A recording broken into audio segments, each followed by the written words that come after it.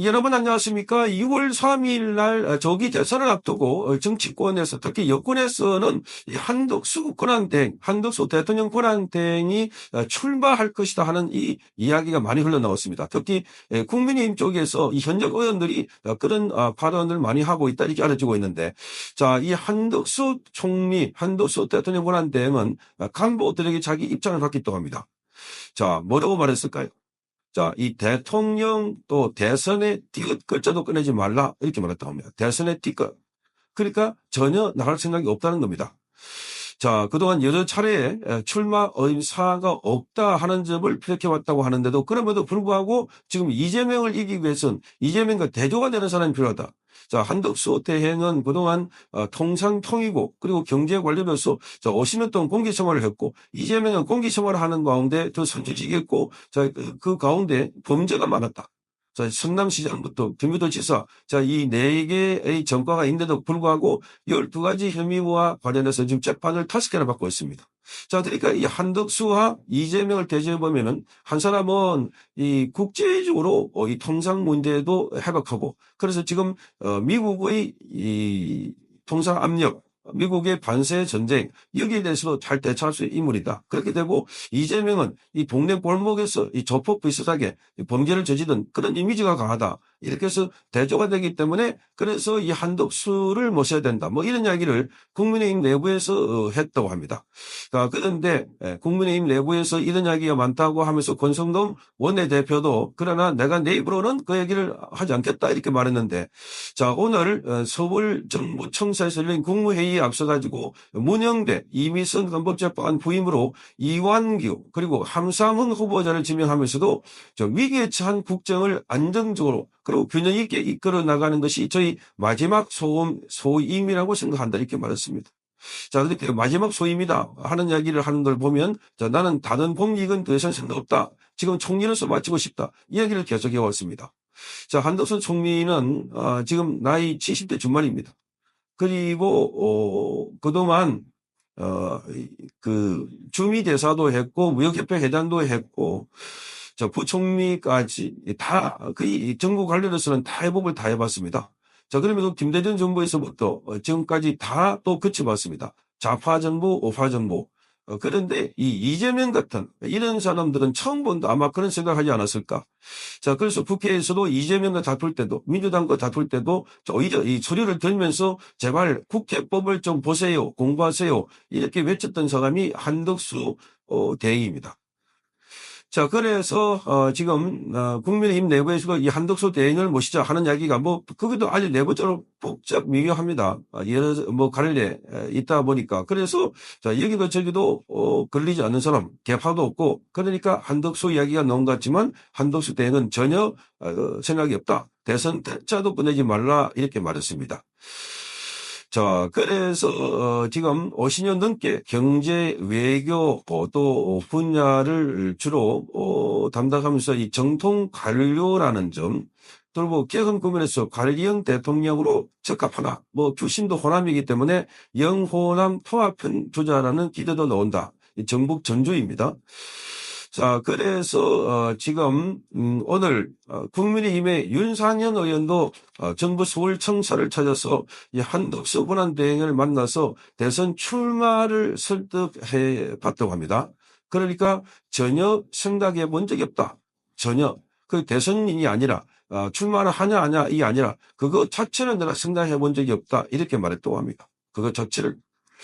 자, 그러니 지금 이 한덕수 총리설은 묵은 것 같고 이제 지금 출마를 러시를 이루고 있는데 김문수 장관도 오늘 사퇴를 하고 그래서 바로 출마 선언할 것이다. 홍준표도 출마 선언할 것이다. 오늘 안철수는 출마 선언을 했습니다.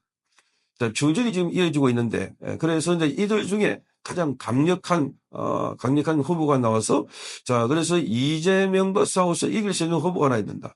다만 우리 안에 내부적으로 자, 이 과거에는 뭐 탈당하거나 이렇게 해가지고 또 당을 따로 만들어가지고 분열했는데 이번에는 그런 기미는 보이지 않고 있는 것 같아. 자, 그런 점에서는 안심해도 되지 않을까. 과거에 윤석열 대통령도 이재명과 붙어서는 0.7% 차이였습니다. 그때 이재명은 이 심상정이 가져간 표가 2%가 좀 넘습니다. 그것만 흡수했더라고 하는 데는 아쉬움이 있었을 것이다 하는 겁니다. 자, 지금 이 범죄자 프레임과 그리고 그렇지 않는 이 상황들, 그러니까 이재명은 안 된다 한 듯이 정도쯤에도 딱 빠졌고 이번에 윤석열 대통령의 비상기업을 통해서 확인해 준 것만 하더라도 지금 이재명은 안 된다. 그런 게 지금 젊은이들이 각성을 하고 그동안 정치에 무감각했던 20대, 30대들이 깨달으면서 지금 말하자면 이 비상계엄이 계몽이다라고 하면서 퍼져나오고 있는 이런 상황입니다. 자, 그런 상황에서 지금 한덕수 총리설까지 나왔는데 한덕수 총리가 오늘 하지 않겠다 이렇게 말했습니다. 자, 오늘 아까 말씀드렸던 한덕수 총리 대통령 모계 재판관 2명을 지명을 했는데 자, 이걸 놓고 지금 설왕설래가 하고 있습니다. 자, 이 많은 이야기가 나오고 있는데 한덕수 총리와 관련해서 지금 민주당에서는 혈액정지 권한쟁의 심판과 혈액정지 가처분 신청을 내겠다 이렇게 발표가 있습니다. 자, 여기에 그런데 그게 이제 가처분 신청도 어렵다는 겁니다. 자, 이게 기본적으로 국회 선출목과 달리 대통령 선출목입니다. 그래서 지명권 행사로 국회가 권한 침해 받은 당사자가 아니라는 겁니다. 그런데 국회가 아니라 대통령 지명이니까. 그러니까 지금 여기 이재명이 마치 본인이 대통령이 된 것처럼 자기 권한이 침해됐다. 아니, 6월 8일, 3일 날 선거 끝나봐야 아는데 벌써 본인이 대통령이 된 것처럼 그렇게 해서 자기가 임명해야 되는데 이런 생각을 갖고 있는 것 아닙니까? 그러니까 이재명이 오늘 재판받다가도 갑자기 이 한덕수 총리를 비판하면서 한덕수 총리 대통령 권한대행이 마치 본인이 대통령이 된 듯하게 하고 있다. 이렇게 비판을 했습니다. 재판을 하다가 말고. 자, 그 중간에 그런 이야기를 기자들에게 했다고 하니까 이런 걸 보면 이재명의 이 가처분 신청이나 혈액정지 가처분 이것도 당사자가 아니다 하는 겁니다. 당사자가 아니다. 자, 권해 침해 받는 주체는 오는 6월 3일 날 선출된 차기 대통령이기 때문에 헌재 청구 주체가 없다 하는 게 다수 의견이라고 합니다. 헌재 주체가 없다.